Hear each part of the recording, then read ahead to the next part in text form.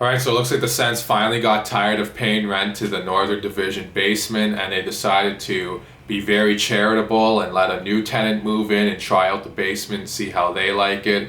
And that new tenant is now the Vancouver Canucks. All jokes aside, though, the Canucks do have a lot of games in hand on the Sens, and I wouldn't be surprised if the Sens did end up finishing last in the North Division, just because, like I said, Vancouver has a lot of games in hand. They could win those games in hand. But let's just enjoy the little bit of time here we have anyways right now, where the Sens are finally not last in this division. Okay, lineup notes for Ottawa. Everything stays exactly the same. And for Vancouver, Thatcher Demko gets the start this time around instead of Braden Holtby. And while Demko was very good in his games that he played against Ottawa in Ottawa back in middle of March, he looked a little off in this game, let's just put it that way. 204 in, Victor Mete displaying his great speed and great skating ability, coming in, scoring his first of the season, assisted by Formanton and Pinto. And I was mentioning guys that have been playing really well so far in this stretch in the last video. Victor Mete, I don't know how I could leave him out. He's been playing really well for the Sens. And I just don't know how the Habs gave this guy up for free. It's unbelievable. Pierre Dorion, well, he's made a lot of bad moves in his tenure as the Sens GM and lost players on waivers and stuff like that for nothing. Lost some decent players on waivers for nothing, like Rudolph Spalsus, who's having a pretty decent season in San Jose. He made up for it definitely by picking up Victor Mete and getting him for nothing, not having to pay anything in return. And I hope this is a move that'll really pay off for the Sens. And man, Marc Bergevin, so far with the early returns Mete's been giving Ottawa, he's got to be kicking himself a little bit for just losing him on waivers and not getting anything in return for him. The shots were fairly even in that first period, like 11-10 for Ottawa.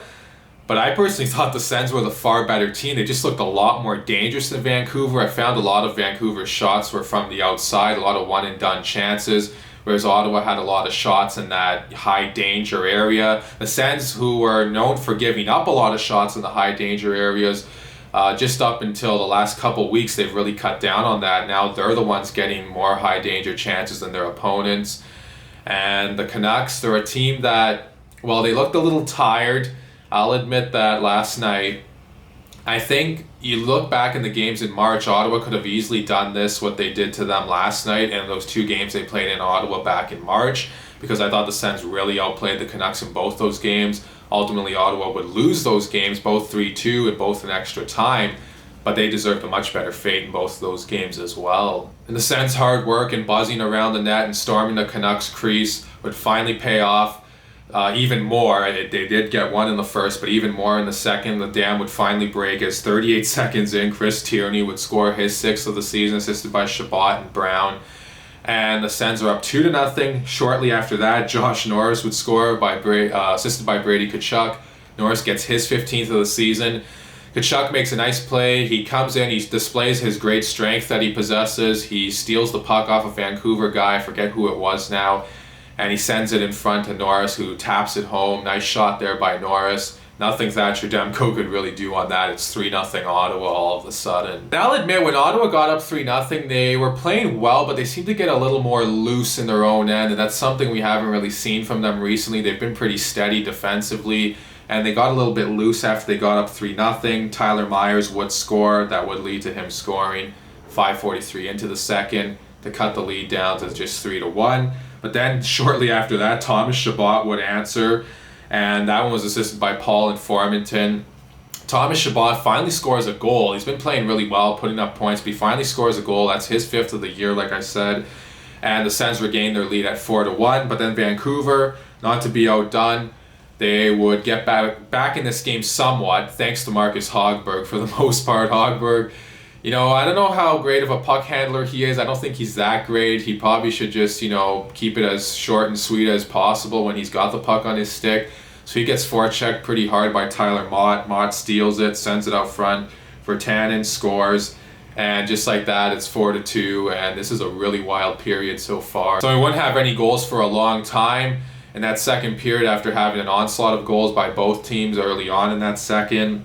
And then Brady Tkachuk would finally break that no scoring stretch of minutes that we had there. And Tkachuk would score. His 16th of the season, assisted by Batherson and Eric Brandstrom, and Tkachuk in on the breakaway. He's scoring some more goals this year where there's not as much maybe fortune involved like there was last year. Not as much, of the hard-working type of variety. He's gotten a couple breakaway goals. He is a bit of a cherry picker, but when it pays off, hey, you can't complain if you're DJ Smith and the coaching staff. The shots in that second were 12-6 Ottawa. Again, the Sens were all over Vancouver. This game, really, if not for Thatcher Demko, to be honest, this game could have been a lot uglier for Vancouver and Ottawa. This, again, was Monday night and last night, two of the best games I've seen them play. Vancouver, they're tired. Even if they're not tired, they're not a great opponent. Let's be honest here. The Vancouver Canucks, Ottawa, I don't even know how they got blown out by these guys early on in the season. I know the Sens had just a more veteran, slower type of group earlier on in the season. But even still, even with the slower veteran group, they shouldn't have been blown out by the Vancouver Canucks. Vancouver seems to be a team that relies heavily on their goaltender. They kind of, they sit back in their zone. They kind of, wait for you to make mistakes. They protect the middle, or they try to protect the middle anyways. Ottawa did get a lot of shots from high danger areas that their coaching staff would want them to protect, Vancouver's coaching staff. And the Canucks just didn't look good at all. And they're a really overrated team. Them, Calgary, and Montreal, all three really overrated in my opinion. In my opinion now, also, if we had to do this Northern Division over again, which I hope we don't have to next year just because it's getting kind of boring playing the same teams all the time, and I'd like to see the Sens test themselves against some actual good opponents for once, instead of just maybe Toronto or Winnipeg. And Winnipeg is a team that just doesn't seem to want to realize their full potential even, but that's another topic for another day. If they had to do this division over again, the Sens get in at fourth. I think it's Toronto, Winnipeg, Edmonton, Ottawa. And I think they beat out Montreal, Calgary, and Vancouver, to be honest with you, if we had to do this over again next year. Vancouver would pull the goalie in that third period, and the Sens would survive. Eventually, they'd put Demko back in. They'd pull him again. Colin White is the beneficiary of the Canucks' early goalie pull, as he would pot home his 10th of the season unassisted. Bo Horvat had a great chance on that play. Hogberg made a save. Great defensive play by, I believe it was Victor Mete in front of the net, so that could have easily been a 5-3 game. All of a sudden it's a 6-2 game as Colin White would score into the empty net. Then with 2:17 to go, Brandon Sutter had to kind of dampen it a little bit by scoring a goal of his own. I don't know, I would have liked to seen Hogberg have that. I'm a little concerned still about Hogberg. There are some times he looks a little bit shaky. He's been pretty solid though recently. That was a goal that could shake your confidence. I hope it doesn't. But nonetheless, it would have been nice to see them hold their opponents under 3 goals against, or 3 goals for again. And the Sens, they don't do that this time, but they do get the win 6-3. They outshoot Vancouver 33-22. It felt like a lot more than that. It just felt like the Sens had the puck way more than the Canucks. DJ Smith even said in his post-game interview that, they being the Canucks, looked a little bit tired tonight, and it was coupled with the Sens playing well and the Canucks just looking tired, and I think that was definitely the right things to say for DJ Smith, as I totally agree with him. I just want to mention Brady Tkachuk also did get the Gordie Howe hat-trick in this one.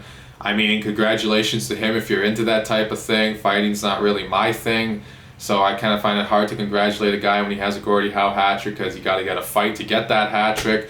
I think the goal and an assist is a lot more cooler than the fight, to be honest with you. He fought Zach McEwen, is the Vancouver player that he did fight. I want to mention that as well. So Brady Tkachuk, he was pretty fired up to get that Gordie Howe hat-trick off his, or under his belt. I believe that's his first one in his career. If you're Ottawa, you obviously don't change anything going into Montreal Saturday night, because this group has played really well. Yes, even Josh Brown has played pretty good in the minutes that he's gotten. He's been solid on the penalty kill. And the Sens' penalty kill in total has been solid. They had a penalty kill in that third period. They outshot the Vancouver power play 3-1. They had so many grade A opportunities. I just want to mention too, Chris Tierney could have had a hat-trick in this game for sure. He had 2 grade A chances in that period, in the third period, where Thatcher Demko absolutely robbed them, came across, robbed them both times. Tierney easily could have had a hat-trick. The Sens easily could have had 8 or 9 goals in this game. I'm not exaggerating at all. For you who watched the game, for all of you that watched the game, you would know what I'm talking about. 8 or 9 goals. is not a stretch, if not for Demko. And Vancouver should be coming away. Despite losing this game, I still think they should feel pretty fortunate that it was only 6-3. So those are my thoughts on this game. Please let me know what all of you think in the comment section below about the Sens' victory. And, you know, the anti-tank, they finally talked about it on TSN. You know, I mean, it's a bit of a weaker draft. I guess I can't complain too much. You know, I kind of don't really want to see them win too much down the stretch, because if they can add another good player, that's not a bad thing, especially in a season where they're not going to make the playoffs anyways. It's not like they have a chance of making it at this point. But, you know, for Ottawa, like I said in the last video, momentum does not carry over from one year to the other, to the next. And for the Sens, they're going to have to rebuild that momentum again in the following year, coming up in the fall. Hopefully that's when they'll get started.